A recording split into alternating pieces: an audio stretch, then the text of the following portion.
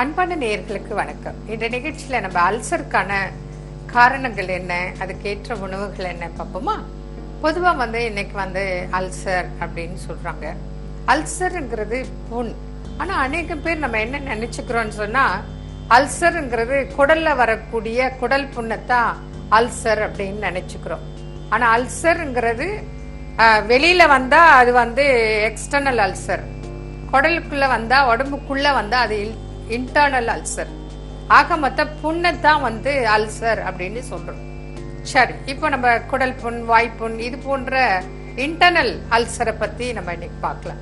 இப்போ internal ulcer அப்படின்னு சொன்னா, இப்ப நிறைய பேருக்கு மவுத் அல்சர், வாய்ப்புண் அப்படிங்கிறது. வாய்ப்புண் அப்படின்னு வந்தாக்க நிறைய பேர் என்ன சொல்லுவாங்க, உடல் உஷ்ணமா இருக்கும், அதனால உங்களுக்கு வாயிலெல்லாம் புண்ணு வந்திருக்கு அப்படின்னு சொல்லுவாங்க. இது ஒரு காரணம். மற்றொரு காரணம் பார்த்தோம்னா, நம்மளோட விட்டமின்ஸ் குறைபாடுனால கூட இன்னைக்கு இந்த மவுத் அல்சர் வரும். அப்ப அது ஒரு காரணம். அடுத்தது பார்த்தோன்னு சொன்னாக்க, நம்மளோட உணவு பழக்க வழக்கம், அன்டைம் ஃபுட், அல்லது நமக்கு உடம்புக்கு ஒத்துக்கொள்ளாத காரம், புளிப்பு இது போன்ற உணவுகளை அதிகமாக சாப்பிடுவதாலும், டீ, காஃபி, மதுபான வகைகள், புகைப்பிடிப்பதனால், இது போன்ற பல காரணங்களாலும் நமக்கு இன்டர்னல் அல்சர், குடல் புண், வயிற்றுப்புண், மலக்குடல் புண் இது போல நம்ம சொல்லலாம். அதாவது சிறுகுடல், பெருங்குடல், மலக்குடல் இது போன்ற புண்கள் வர்றதுக்கு நிறைய காரணங்கள் நம்ம இருக்கு. அந்த வகையில இப்போ ஒருத்தருக்கு அல்சர் வந்துருச்சுன்னு வச்சுக்கோங்களேன். இதுல நம்ம ஒரு சின்ன சின்ன விஷயங்கள் உங்களுக்கு நான் ஞாபகப்படுத்தலான் இருக்கேன். இதுல பார்த்தோன்னு சொன்னாக்க, பிளட் குரூப் கூட நம்ம முக்கியமா பார்க்கணும். இப்போ அல்சருக்கும் பிளட் குரூப்புக்கும் என்ன சம்பந்தம் அப்படின்னு நீங்க யோசிக்கலாம். இருக்கு. இதுல பார்த்தோன்னு சொன்னாக்க, ஜென்ரலா இப்போ பிளட் குரூப்ல ஏ குரூப் இருக்கு, அப்புறம் அதுல பிளஸ் நெகட்டிவ், அதாவது பாசிட்டிவ் நெகட்டிவ் இருக்கு, அப்புறம் ஏபி குரூப் இருக்கு, ஓ குரூப் இருக்கு, பி குரூப் இருக்கு. எல்லாத்துலயுமே plus group, minus group, O positive, O negative அப்படின்னு சொல்லி இருக்கு. இந்த மாதிரி ஜென்ரலா பிளட் குரூப் இருக்கு. இதுல அனைத்து வகை குரூப்பினருக்குமே இந்த அல்சர்ங்கிறது காமனா வரும். ஆனா இந்த ஓ குரூப், அது நெகட்டிவ் ஓவா இருந்தாலும் சரி, அல்லது ஓ பாசிட்டிவா இருந்தாலும் சரி, அவங்களுக்கு மற்ற, அதாவது A group, B group, AB group இது போன்ற குரூப் ரத்த வகை உள்ளவங்களை காட்டிலும் ஓ குரூப்புக்கு கொஞ்சம் அல்சருங்கிறது அதிகமாக வந்திருக்கிறது. ஒண்ணு. இன்னொன்னு பார்த்தோன்னு சொன்னாக்க, யாருக்கெல்லாம் ஓ குரூப் இருக்கோ, அது பாசிட்டிவ் ஆர் நெகட்டிவ் குரூப் இருக்கோ, அவங்களுக்கு அல்சர் வந்தால் விரைவில் குணமாகாது. ஏன்னா வீக்கர் குரூப், ஓ குரூப் வீக் குரூப், இவங்களுக்கு கண்டிப்பாக அநேகமாக வயிற்று பிரச்சனை வந்தால் மற்ற குரூப்பை காட்டிலும் ஓ குரூப்க்கு கொஞ்சம் ஸ்லோவா தான் குணமாகும். அதான் நிதானமாக, லேட்டாகத்தான் குணமாகும். அப்போ அவங்கள ஆரம்பத்துல இருந்தே கொஞ்சம் கவனமாக பார்த்து கொள்வது மிக மிக நல்லது.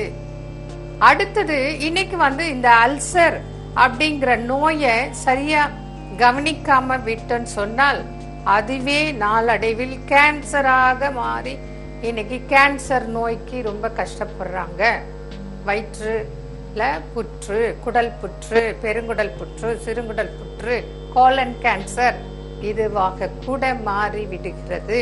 அதாவது ரத்த கசிவு ஏற்படும். எப்படின்னு கேட்டாக்க, அதாவது மோஷன் போகும்போது சிலருக்கு ரத்தத்துடன் மலம் வெளியேறும், சிலருக்கு சளிதான் லேசா வரும், அதுல பிளட் வரும், சிலருக்கு வாந்தி வரும், அதுல பிளட் வரும். அல்சர்னால இப்படி கூட ரத்த கசிவும் ஏற்படும். வயிறு வலி ஒரு பக்கம், வயிறு எரிச்சல் ஒரு பக்கம், நெஞ்செரிச்சல் ஒரு பக்கம், வயிறு உபசம் ஒரு பக்கம், அஜீரணம், பசியின்மை, இல்ல சாப்பிட்டா வயிற்று வலி, சாப்பிடலன்னா வயிற்று வலி, இப்படி எல்லாம் உள்ளதுதான் அல்சர். சிலருக்கு வயிறு வலி இருக்கும், சாப்பிட்டா சரியாயிடும். இது ஒரு டைப் ஆஃப் அல்சர். இன்னும் சிலருக்கு சாப்பிட்டா தான் வயிறு வலியே அதிகமாகும். நார்மலா வயிறு வலி இருக்காது, ஆனா சாப்பிட்ட உடனே பாத்தீங்கன்னா வயிறு வலி அதிகமாயிடும். காரணம் என்னன்னா, ஏற்கனவே அவங்களுக்கு குடலில், வயிற்றில் புண்ணு இருக்கு, உணவு குழல்ல புண்ணு இருக்கு. நம்ம என்ன பண்றோம், என்னென்ன சாப்பிடுறோம், ஊர்வன பரப்பன நடப்பன ஓடுவன, பூமியில இருந்து மழை இஞ்சி வர்றதுல இருந்து எதையும் விட்டு வைக்கிறதுல எல்லாத்தையும் சாப்பிடுறோம் ஒரு பக்கம். இன்னொன்னு நல்ல காரம், நல்ல புளிப்பு, நல்ல எண்ணெய், மசாலா எல்லாத்தையும் போட்டு வறுத்து ஃப்ரை பண்ணி அது நம்ம குடலை ஃப்ரை பண்ற அளவுக்கு சாப்பிட்டது. அப்ப என்ன ஆகும், நல்லா சிந்திங்க. உங்களுக்கு தான் ஏற்கனவே அல்சர், நல்ல காரமா சாப்பிட்டாதான் உங்களுக்கு பிடிக்கும். அப்ப என்ன பண்ணுவீங்க, நல்ல காரமா சூடா வேற சாப்பிடுவீங்க. அல்சர் நோயாளிகள் உணவை காரமாக சாப்பிடக்கூடாது. அடுத்தது நல்ல சூடாவும் சாப்பிடக்கூடாது, சில்லுன்னு ஐஸ் போலவும் சாப்பிடக்கூடாது. ஆனா இது ரெண்டு தான் பிடிக்கும் மனுஷனுக்கு. இப்போ ஒன்றும் இல்லை, இப்போ தண்ணி குடிப்பான்னு ஐஸ் வாட்டர் கொடுங்களேன், ஜூஸ் குடின்னு ஐஸ் போட்டு கொடுங்களேன். எல்லாரும் நீங்க நானு அப்படித்தான். ஆனா இது நல்லது கிடையாது.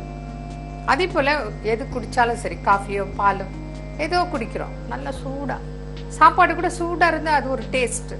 அப்ப என்ன பண்றோம், நல்ல சூடா சாதம் ஆவி பறக்கணும், சாம்பார் ரசம் எல்லாம் சூடா இருக்கணும், நாக்கு கூட சுடும். ஆனா சூடா சாப்பிட்டா அப்படி பழக்கம், அப்பதான் டேஸ்ட். உண்மையிலேயே சூடா சாப்பிட்டா ஒரு நல்ல டேஸ்ட் தான்.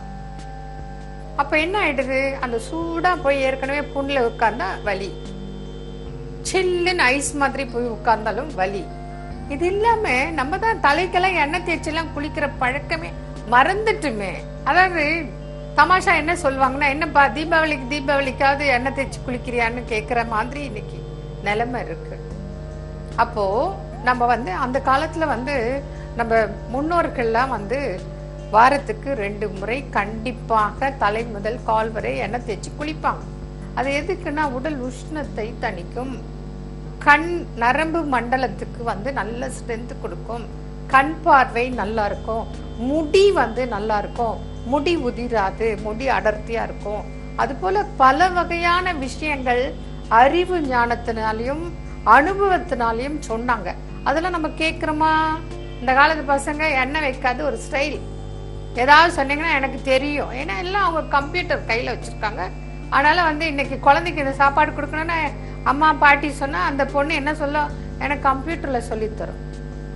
என்ன சொல்லித்தரோம் கம்ப்யூட்டர்ல? அவங்களுக்கு படிப்பறிவு இருக்கலாம், ஆனா அனுபவ ரீதி இருக்கா? இல்ல. அதனால நல்லதை நீங்க கூட தெரிஞ்சு புரிஞ்சு அனுபவிச்சு பாருங்க, சாப்பிட்டு பாருங்க, புரியுதுங்களா? அதை விட்டுட்டு கடையில பிசினஸ்க்காக 1008 உணவுகளை விற்பாங்க. அது நமக்கு எதுக்குங்க? உங்களுக்கு எந்த உணவு தேவையோ அதை தானே போய் வாங்குவீங்க. அதை விட்டுட்டு கடையில விற்கிறதெல்லாம் வாங்கி சாப்பிடணும்னு அவசியம் கிடையாது, புரியுதுங்களா? அவன் பிசினஸ்க்கு அவன் 1000 பண்ணுவான், அது நமக்கு தேவையில்லை. இப்ப எனக்கு அல்சர்னா நான் போவேன் கடைக்கு, உடனே அத்திப்பழம், வெண்பூசணி, மாதுளம்பழம் இது போன்ற உணவுகளை வாங்கணும், சாப்பிடணும்.